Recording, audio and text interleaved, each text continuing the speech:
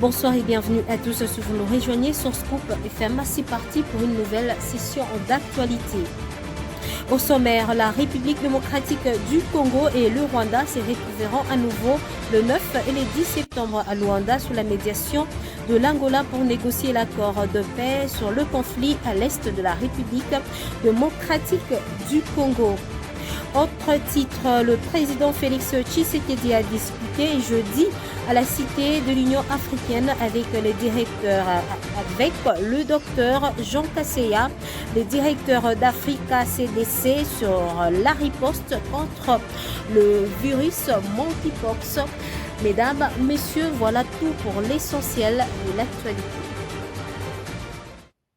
Le président de la République démocratique du Congo, Félix Antoine Tshisekedi Tshilombo, a échangé en fin de soirée du jeudi 22 août à la Cité de l'Union africaine à Kinshasa avec le directeur d'Africa CDC, le docteur Jean Kaseya et le ministre de la Santé publique, Roger Kamba. Le détail. Cet échange a tourné autour de la riposte au virus monkeypox, communément appelé variole de singe, qui sévit en République démocratique du Congo et dans d'autres pays africains. À cet effet, le chef de l'État a rassuré les directeurs d'Africa CDC que 10 millions de dollars américains ont été décaissés pour permettre à la République démocratique du Congo de bien organiser la lutte contre cette épidémie. Au sortir de l'audience, le directeur d'Africa CDC a affirmé l'arrivée dans le prochain jour en RDC de vaccins contre le monkeypox. Le docteur Jean Kaseya a loué les potentiels de la RDC à faire face à cette épidémie qui est moins violente que la COVID-19 ou encore le virus Ebola. De son côté, le ministre de la Santé a indiqué qu'il existe un plan de contingence nationale mis en œuvre par l'Institut national de santé publique au travers son organe opérationnel, le Centre d'opération d'urgence de santé publique. Par ailleurs, le docteur Roger Kamba a rassuré que la RDC dispose d'une grande expertise en matière de la gestion épidémiologique et est prête à partager cette expérience avec d'autres pays. Je l'ai annoncé en début de ces journaux, la République démocratique du Congo et le Rwanda se retrouveront à nouveau le 9 et le 10 septembre à Luanda sous la médiation de l'Angola pour négocier l'accord de paix sur le conflit à l'est de la RDC. Selon le communiqué final de la 3e réunion ministérielle qui s'est clôturée le jeudi 22 août à Luanda, une réunion d'experts se réunira également dans la capitale angolaise du 29 au 30 août dans le but d'aborder des aspects spécifiques de l'accord proposé par le président de la République d'Angola, Joao Lourenço, médiateur du processus. La réunion présidée par le ministre angolais de Relations extérieures, Tété Antonio, a réuni le ministre des Affaires étrangères et coopération internationale de la République démocratique du Congo et le ministre des Affaires étrangères et coopération internationale de la République du Rwanda. Parlons justice dans ces journaux. Dieudonné Kamuleta, président du Conseil supérieur de la magistrature, est sorti de son silence après les tensions observées au sein de magistrats contre le ministre de la Justice et garde de Sceaux. Suivez Dieudonné Kamuleta dans cet extrait choisi par Christian Mouchampa. Doit se démarquer, doit montrer réellement que dans votre ou dans vos revendications, vous tenez compte du fait que vous êtes des hommes et des femmes d'État. L'opinion qui se dégage maintenant, parce qu'on est appelé de toutes parts, je prends le langage de la rue, il y a un bras de fer entre les magistrats et le ministre d'État, ministre de la Justice. Et cette image-là ne peut pas être acceptée. J'espère que tous nous sommes d'accord. N'est-ce pas, collègues?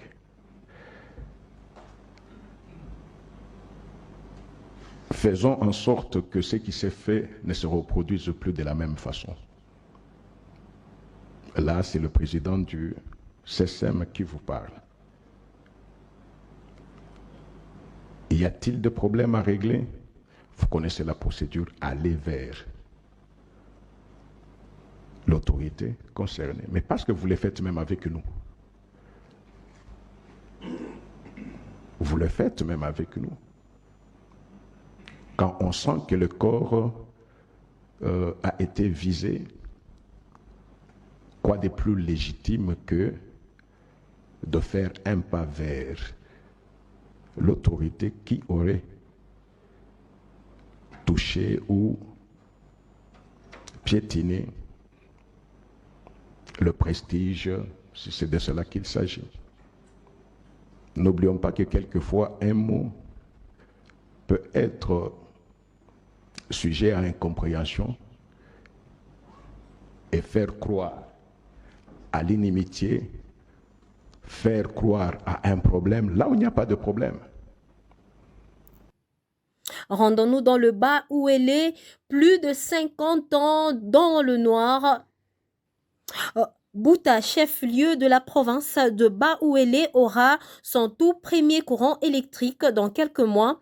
D'après Moïndo Zangui, a visité le chantier de la centrale hydroélectrique sur la rivière Roubi jeudi 22 août 2024. Ces projets est l'œuvre de M.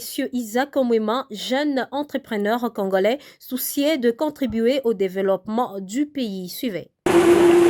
C'est une centrale hydroélectrique de 550 kW qui est en train d'être montée à partir de la rivière Roubi, aux périphéries de la ville de Bouta, chef-lieu du Bas-Ouélé. Monté par un jeune entrepreneur congolais, ce projet qui va permettre l'électrification de la ville de Bouta pour sa toute première fois depuis son existence a été visité par le ministre d'État à charge du développement rural, Moïndo Nzangi Butondo, qui a été émerveillé de l'initiative qui va bénéficier à toute la population de Bouta. Il s'agit des jeunes Congolais. Il a décidé de venir aider son pays. Il a choisi l'endroit où il n'y a pas encore de courant, Bouta. Et il est en train de construire des infrastructures imposantes pour produire de l'énergie pour la ville de Bouta. J'ai tenu en tant que ministre national de développement rural venir l'encourager et encourager tous les autres Congolais de la diaspora qui ont de la technicité, qui connaissent des choses, qui ont fait des choses, qui ont de l'argent, qu'ils ont eux aussi l'opportunité de venir investir dans leur pays. Ce sont les projets que moi je voudrais qu'on puisse appuyer dans tous les pays. Nous avons de l'eau, nous avons des rivières autour pratiquement de chaque chef-lieu de province, il y a au moins une grande rivière. Au lieu de nous amener l'énergie solaire qui, à mon avis, posera des problèmes dans les jours qui suivent, je préfère que nous puissions initier des projets comme ça ou faciliter les jeunes qui se lancent dans des projets d'électrification du pays. En tout cas, ça c'est une preuve que les jeunes Congolais qui ont acquis de l'expérience à l'extérieur, travailler avec l'immatériel fabriqué sur place, ils peuvent nous produire du courant. Et sentiment de satisfaction de la part de l'autorité provinciale, le gouverneur Mike Mokeni a rassuré de l'accompagnement de l'exécutif provincial à ces projets qui, une fois réussi, va alimenter plus de 50 000 ménages à besoin urgent d'énergie électrique dans la ville de Bouta. Bon, d'abord, c'est un sentiment de satisfaction de voir un jeune qui a pris le risque de venir investir là où beaucoup ont peur de le faire. Et donc, moi, en tant que gouverneur de province, je vais l'accompagner pour la matérialisation de ces projets. Parce que cela va aider notre province et notre chef-lieu qui, depuis plus de 50 ans, est dans le noir. Et pendant tout ce temps, il a fallu que M. Isaac vienne pour pouvoir nous donner une première solution en termes de desserte en énergie. Et donc, c'est un monsieur à soutenir et une action à encourager. Pour sa part, Mwemandungo Isaac, directeur de l'entreprise Isaac Énergie Sarle, entrepreneur porteur du projet, a profité de l'occasion pour présenter son projet aux membres du gouvernement central et à l'autorité provinciale. Monsieur Isaac a évoqué les différentes difficultés qu'il rencontre pendant le processus de ce projet. Les difficultés, la première, c'est que faire arriver du matériel ici est un problème. À l'instant, ici, on aurait déjà du courant. Nous sommes en train d'attendre le multiplicateur de vitesse qui est en route depuis plus d'un mois.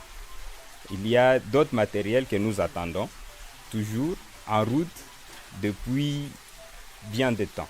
Comme l'Excellence a dit, on aurait besoin d'être accompagné par les finances de l'État. Ça nous permettrait d'avancer plus rapidement. Parce que pour l'instant, on finance presque tout de nous-mêmes. Mais nous sommes sûrs qu'avec l'accompagnement de son Excellence Moïse Nzangi, de son Excellence Mike Mukeni, nous serons capables d'aller plus rapidement et d'accomplir cette tâche un peu plus vite. Ce projet, une fois achevé, réjouira à coup sûr les habitants de cette partie de la République. Sous la conduite de Jules Alingué Tekei, l'inspection générale de finances a su implanter la bonne gouvernance dans la gestion de la chose publique en République démocratique du Congo, le précision dans cet élément. Soucieux de lutter contre les antivalaires dans l'administration publique, le chef de l'État avait eu besoin d'un leadership fort au sommet de ses services de contrôle de finances publiques pour faire face à l'ampleur que prenait la corruption en République démocratique du Congo. C'est ainsi qu'il nomma Jules Alingué à la tête de ses services rattachés à la présidence de la République avec instruction de s'attaquer à la corruption et mal qui plombe le finance public depuis des années. Implémenter la bonne gouvernance requiert la mise en œuvre de moyens et de normes qui visent la transparence dans la gestion de la chose publique, l'obligation de redevabilité, la conformité des actes aux normes légales et réglementaires établies. Aussitôt redynamisé, l'IGF a fait un constat sur le mode de gestion de la chose publique caractérisé par un environnement désastreux de gestion de finances publiques et peu attractif pour l'investissement privé. Et puis en sa qualité du président de l'Assemblée provinciale du Haut-Katanga, l'honorable Kabwe Mwamba Michel a pris part à la cérémonie d'inauguration de la route de contournement de Likasi le jeudi 22 août 2024. Cette route est l'œuvre du gouvernement provincial du Haut-Katanga, pilotée par le gouverneur Jacques Kabula-Katwe. Sur place, l'honorable président a donné ses impressions quant à ce.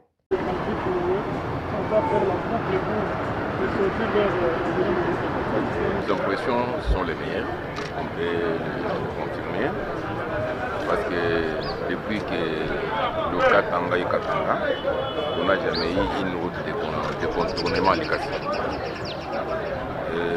La mandature passée, j'étais député encore, il y avait des plaintes chaque fois des collègues de Likasi qui disaient nos routes sont dans un état délabré, n'auront pas de route à Likasi, qu'on sort. Les gouverneurs s'occupent beaucoup plus de la ville de Lubumbashi. Mais aujourd'hui, nous venons de constater le contraire. C'est-à-dire, quand même, pour ce mandat, il y a une grande projection pour les villes. On peut les qualifier les villes de l'intérieur parce que la ville principale, c'est la ville de Lubumbashi. La ville de Likasi qui a bénéficié beaucoup plus de routes. Il y a toujours dans cette mandature, il y a encore une motion d'information venant donc des élus de Likasi par rapport donc à la route qui mène vers la Tinelle, vers Dabo ainsi que l'église catholique. Je viens de constater avec satisfaction que cette revendication a été prise en charge par le gouvernement provincial et nous louons cette initiative vraiment. Si les deux institutions peuvent travailler de cette façon, quand nous crions et l'exécutif exécute, je pense que ce sera quelque chose de bien. Pour moi, je suis vraiment donc l'homme le plus heureux par rapport à ce que je viens de visiter à Likasi.